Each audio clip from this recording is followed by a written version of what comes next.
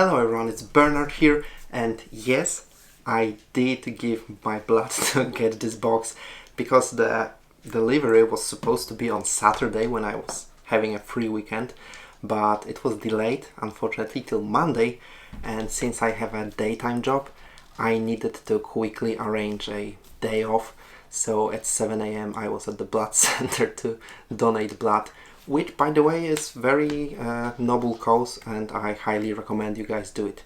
So anyway, you're probably thinking, well, obviously it's Angron, this guy pre-ordered Angron, and it's true, I have Angron, but it's not about him today actually. It's about those guys, and I gotta tell you, this is probably the best kit Games Workshop has released in years. I mean, it's not perfect, but it's damn close. And by the way, I'll be doing videos about the whole World EATERS army, so if you want to see some painting tutorials, like full tutorials, not only shorts, and some conversion tips and showcases and battle reports, definitely subscribe. It will be greatly appreciated and it will help us, you know, grow. So anyway, why is this kit so good? Well, for me there are three important things when it comes to Games Workshop kits. The number one thing is the design, and I know it's a broad term, but what I mean by this is obviously the quality, the details, the sharpness of the models, let's so call it, but also the design language, you know, how well they represent the fluff, do they fit in range, are they faithful to the original, to the source material or the previous incarnation. And a good example here are the Cadian shock troops, because objectively they are fantastic models. They are super sharp, they have many details, dynamic poses, they look very good, but their vibe, their style change a little, well, not a little, they change significantly from being basically Starship Troopers to World War II Allied forces, which not everyone likes, and I totally understand it. But here, this kit not only looks stunning, modern and amazing simply, they are very, very faithful to the original ones. They basically look like a Khorne Berserkers should look, and kudos to Games Workshop for that, because they managed to keep the spirit of the original and basically brought them to modern standards, and even surpass it in some little details. What I mean by that, this kit has fantastic dynamic poses, the, you know, iconic helmets, they are back here, and thanks to the new scale they look even better than originally. And also they got this new small detail that I absolutely love. I'm actually a little obsessed over it, the gladiator pauldrons and, you know, bear arms, because this is something that is not very distracting. It's new, it fits the lore perfectly, but still manages to fit very well with the original theme.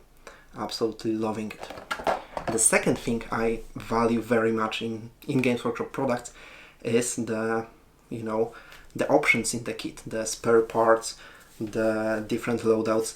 And while Khorne Berserkers, they never really had many different war gear options, they basically were limited to, you know, plasma pistols and one bear head for the sergeant. This obviously is here, like we have the plasma pistols. By the way, I already assembled them. So there are obviously 3 plasma pistols that you can also build with bolt pistols, and what's kinda nice is that now the pistol and the whole arm is one part, so you have whole spare arm with additional pauldrons, so I was able to build different arms and magnetize them easily, which is super convenient to quickly change your loadout before the game. Also with these kits we got 2 new weapons, actually 1 weapon but 2 times. It's the huge new blade, I believe it's called Berserker Eviscerators or something like that. And I also very much dig it because it's very in line in what Berserkers would carry to the fight, but it's a new option, something for list building, some additional punch in melee because Berserkers were basically lacking some higher strength and damage attacks. It's now here. But also we get over 20 different heads. Basically we have over 10 helmeted ones with optional one for the champion, basically with some additional ornaments and Khorne symbols. And we also have over 10 bear heads with butcher nails, and I absolutely love them because they look stunning with the modern technology. They are very sharp, very detailed. You clearly see that they are the butcher nails. They have the breathing masks or not, because there are several heads without masks. They are shouting or they are just, you know, looking at you angrily. Fantastic options, very rich in terms of different heads, which is very important, as I will show you in a moment, because you have spare parts to drop in the rest of your army and make them look coherent and basically World Eaters, which is important because the World Eaters release is very small even compared to other armies like Leagues of Wotan. For example, they didn't get dedicated Terminators, so I had to make my own Red Butters. Here you can see very simple kitbash. You use those spare heads with butcher nails and breathing masks, and they instantly look like a World Eaters Terminators should. Absolutely loving that I got so many out of a single infantry box. Here we have different heads. Now, as I mentioned, it's a very simple kitbash, but you have to remember when assembling Terminators with those different heads that you need to do a little trimming and cutting with the heads. You have to trim the pipes and cut the back of the head to make it fit to the Terminator hood, and also cut the neck at a particular angle depending on which Terminator you're equipping with, because they have this drop that goes in different directions. But it's a small thing. I'll probably show it in a short video or something. Also, with those spare parts, I was able to make my own Master of Executions. Because one more thing that was missing from the World Eater army is basically dedicated HQ. Like, we obviously don't have exalted sorcerers like Thousand Sons of or Lord of Contagion like Death Guard. So we just got Master of Executions from the regular Chaos Space Marines army, moved to the HQ slot, which was a little weird, but I'm really happy with how he turned out. I obviously gave him the champion head, but also I converted the two-handed axe to make him look more corny, because the lack of chain blade here was always, you know, breaking immersion for me to him being a dedicated World Eater Lord champion. It was also quite simple conversion, though you have to be quite delicate when removing particular parts of the original axe and the replacement. So I will put a separate video on how to make and then paint the World Eater's Master of Executions to make him, you know, part of the World Eater army. So definitely stay tuned for that. It will probably be on the channel tomorrow, or probably the weekend when I finally paint it and will have time to edit it. And the third thing that actually kept me from calling this the perfect unit is the posability. Like, as you know from the previous Games Workshop kits, they tend to be very, like, almost monopose. Like, you have some additional options, but because they are the cut files in the design process, they are very tight fit in particular angles, etc. And it's also partially true with the Berserkers here. To be more specific, the torso and the legs are fixed, which sometimes is quite visible because they are, you know, very dynamic. So they are twisted in different, you know, running poses or swinging, and they will always be twisted in the same way, which luckily is kinda offset by the fact that the arm joints are completely flat, so you can mix and match any arm you want, any, you know, weapon, any pistol, and the head has the classic ball and socket joints, so you can make them look in any direction you want, any direction you fit. So you can make, you know, Berserker charging straight forward with his weapon above his head, or you can make him look to the side, taking swing from backhand.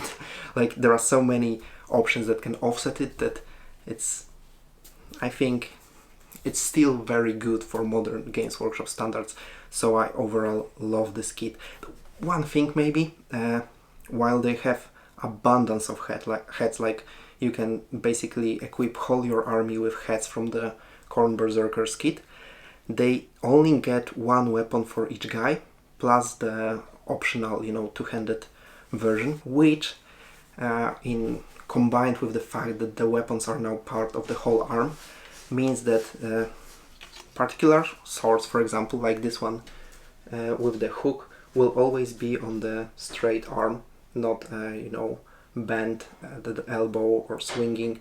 It will always be in the same arm, even though you can put it on different torsos. You can manipulate the arm to be up or down. It will always be with the same hand, with the same arm, but you can probably fix it with very similar, you know, just cut it with your hobby knife and remodel it. It would be very simple conversion, so I don't mind, because it will require a lot of berserkers before you basically run out of options to kitbash them.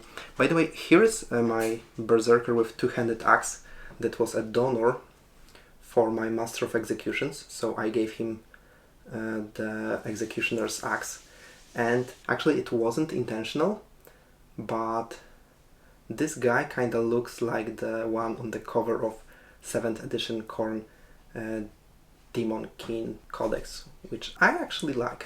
I actually like this guy. I had to cut some parts from the axe to make it look less top heavy, and on the video it looks bigger than it is in reality. It actually fits him quite nicely. So overall, I'm super stoked about the way the kit bashing and small conversions turned out for them. I was able to make basically a whole boarding patrol from a unit of Terminators, Khorne Berserkers and Master of Executions. Also, here I have one of the classic Berserkers, which were one of my favorite kits back in the day, because of how dynamic they were. And as you can see, the new ones look very, very similar in line. The new ones are also very dynamic.